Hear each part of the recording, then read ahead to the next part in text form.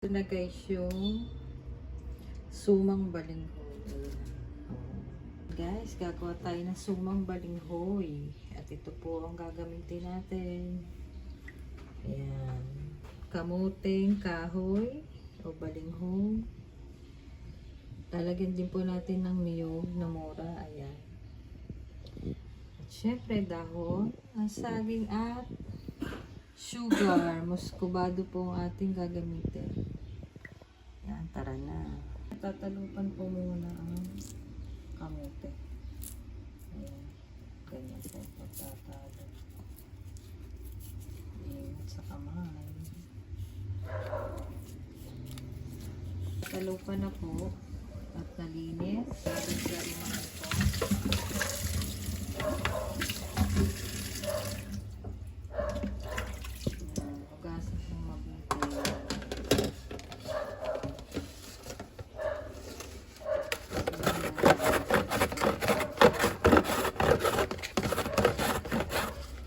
Yan na po yung nakayod na balinghoy.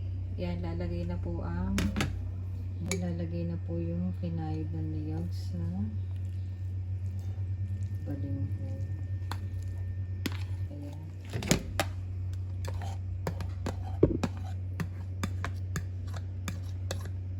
Ayan, haluin na po.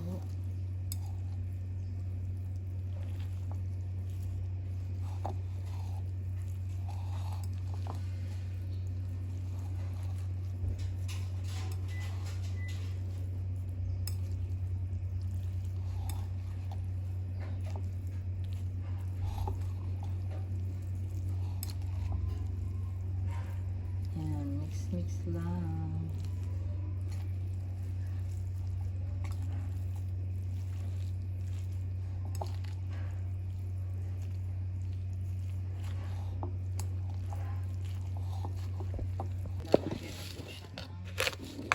Sugar. Muscovado po. Sugar.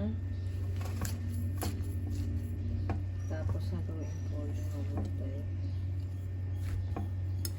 So yan, nahalo na po lahat ang asukal, niyog at balinghoy. So yan, gagayan po gagawin natin sa dahon. Kailangan po gaganyanin muna yung dahon para hindi siya pumuto. Kaya lumambot siya. Pupunasan na po natin ang dahon. Bago po ilagay ang balinghoy. Yan, babalutin na po ang yan, na-mix nating balinghoy na may niyog. Ayan.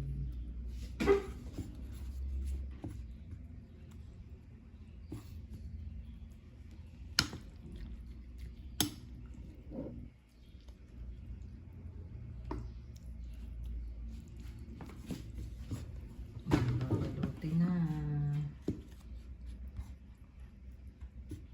Tamang-tama po ito pag mag-aalusal. Ayan, ganyan.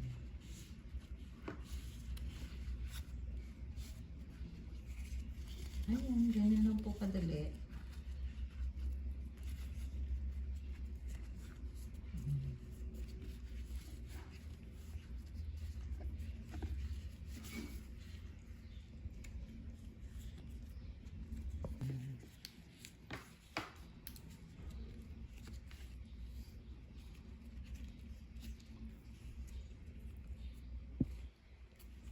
Ating nagawa, so bali ilalaga po natin siya.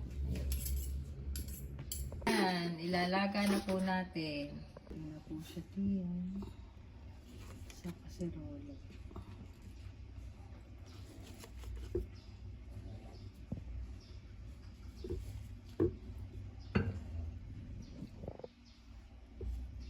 Bali 10 po yung nagawa sa isang malaki lang na. Madami na.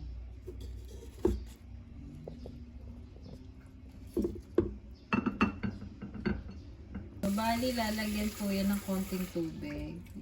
Naglalaga lang. Yan.